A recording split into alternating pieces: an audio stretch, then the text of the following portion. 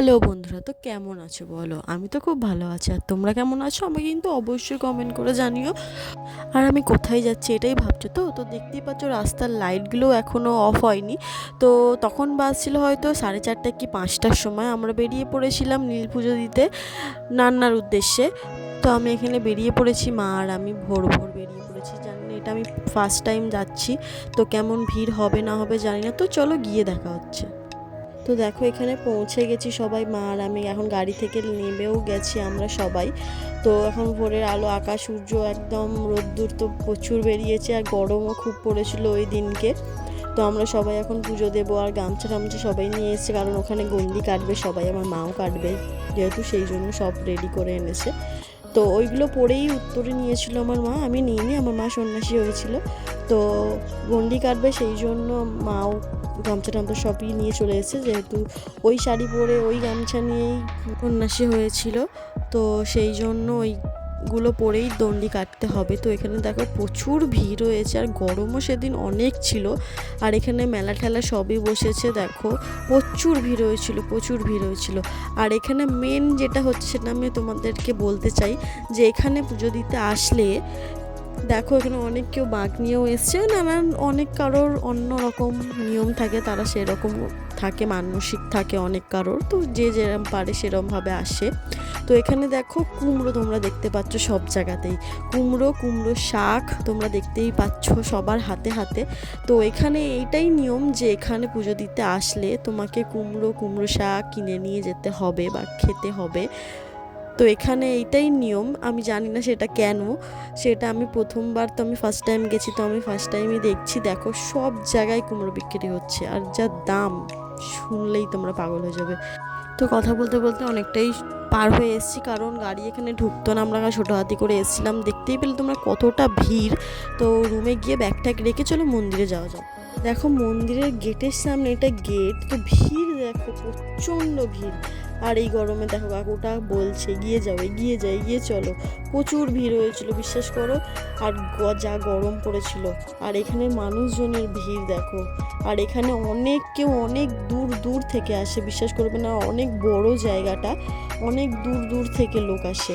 আর এখানে দেখো মা দণ্ডি কাটবে বলে স্নান করে নিচ্ছে পুকুরে। তো এখানে সামনে বলে আবার পুকুরটা ছিল, তো এখানে ভিড় দেখো, পুকুরটার সামনেও এতটা ভিড়, সেই জন্য আমি আর নিচে নামিনি। মা বললো যে এখানেই দাঁড়া, আমি স্নান টান করে দণ্ডি কেটে কেটে আসবো, তখন আমার সাথে সাথে যাবি, সেই জন্য আমি আর যাইনি নিচে।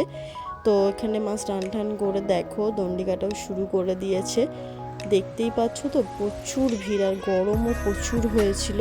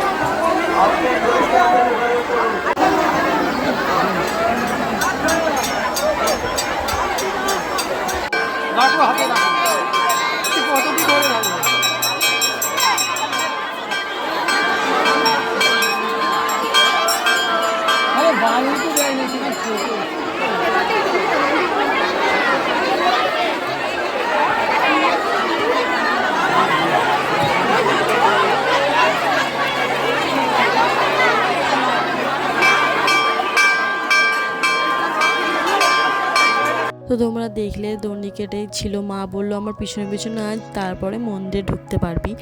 এত বিশ্বাস করবে না, এতটা ভিড়, আমি চেপে ঢুকতে পারি না, বলে মা তুমি যাও, আমি এখানে দাঁড়িয়ে আছি বাইরে, তুমি বেরিয়ে আসবে। তো মারা তো ভিতরে ঢুকেছে, জানি না কি অবস্থায় ছিল, প্রচুর ভিড় হয়েছিল বলছিল, চেপে যাচ্ছিল পুরো। তারপরে দেখো এখানে দেখো সবাই পুজো সন্ন্যাসী হয়েছিল, কারণ এনারা ঝাঁপ করেছিল, যেটা হয় নীল পুজোর সময়, তার আগের দিন ঝাঁপ করেছিল, সেই জন্য এনাদের এখন পুজো হচ্ছে, পুষ্পাঞ্জলি দেওয়া হচ্ছে, এনারা দিচ্ছেন, সেই জন্য এনারা এখন এখানে আছেন। আমি ভিতরে ঢুকিনি, আর আমি সামনে থেকে পুজো দিয়ে দিয়েছিলাম, ভিতরে ঢুকলে আমাকে আর দেখতে পেতেন তোমরা। আর দেখো আমি যেই বললাম যে এখানে নিয়ম কুমড়ো কিনে নিয়ে যেতে হয়, তো আমি আর আমার মা দুটো কুমড়ো বগল দাবা করে নিয়ে নিয়েছি। তো কুমড়োগুলো এখন নিয়ে আসবো বাড়িতে। আর এখানে দেখো আমার মা জিবে গজা, তারপরে ওই বাদাম টাদাম জিলিপি যা হয় মেলা থেকে কিনেছি আমরা। আর এখানে দেখো রোদে ঝলসে আমি যা মারপিট করে ঢুকেছি ভিতরে পুজোটা ঠাকুরটা দেখতে, তো আর কি বলবো। আর দেখো এখানে আমরা রুমে সবাই বসেছিলাম, প্রচণ্ড গরম পড়েছিল ওই দিনকে। আর ওর আশেপাশে আর একটা কালী মন্দির ছিল, কালী ঠাকুরের, তো এখানেও আমরা একটু দর্শন করে চলে গেছি, যে মায়ের সামনে দিয়ে চলে যাব আর মায়ের মন্দিরে ঢুকবো না, এটা কখনো হতে পারে। তো দেখো এখানে চলে এসেছে, আর এই জায়গাটার নাম হচ্ছে হাওড়ায় এসেছিলাম, হাওড়া নান্নার অঞ্চলে এইটা। তো দেখো জায়গাটা খুবই বড়, সামনে এটা মন্দিরের।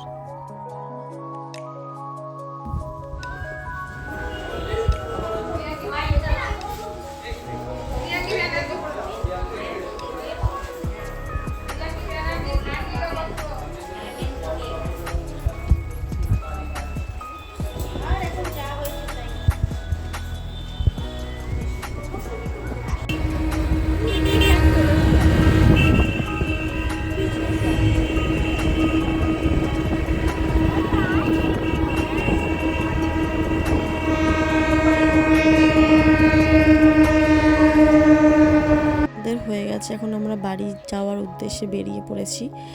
তো দিনের বেলার কলকাতাটা যত না সুন্দর দেখতে, রাত্রির বেলার কলকাতাটা কিন্তু আরও তার থেকেও বেশি সুন্দর দেখতে।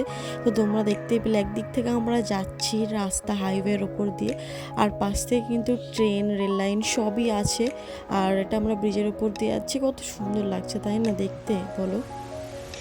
দিনের বেলা তো খুবই সুন্দর লাগে, আর রাত্রিবেলাও লাইটের সৌন্দর্য কলকাতা কিন্তু আরও সুন্দর দেখতে হয়। তো দেখতে পাচ্ছ নিচ থেকে কত, মানে ওপরে আমরা ব্রিজের ওপর থেকে যাচ্ছি, নিচে থেকে কতটা সুন্দর লাগছে দেখতে, দেখো খালি।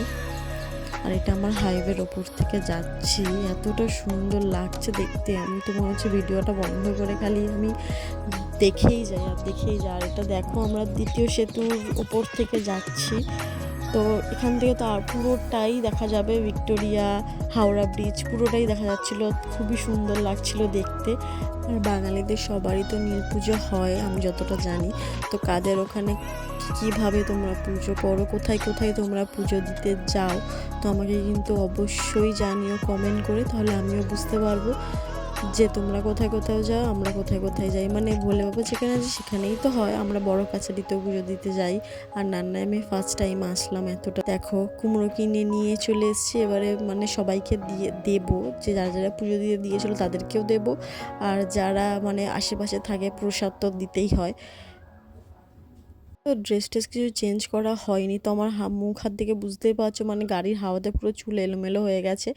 তো ভিডিওটা আমার এখানেই স্টপ করছি। তো আমার ভিডিওটা কেমন লাগলো কিন্তু আমাকে কমেন্ট করে অবশ্যই জানিও, আর লাইক কমেন্ট শেয়ার করতে কিন্তু একদমই ভুলো না আমাকে, তাহলে আমিও বুঝতে পারবো যে তোমরা আমার ভিডিও দেখছো কি না। তো ভালো থেকো, সুস্থ থেকো সবাইকে, টাটা।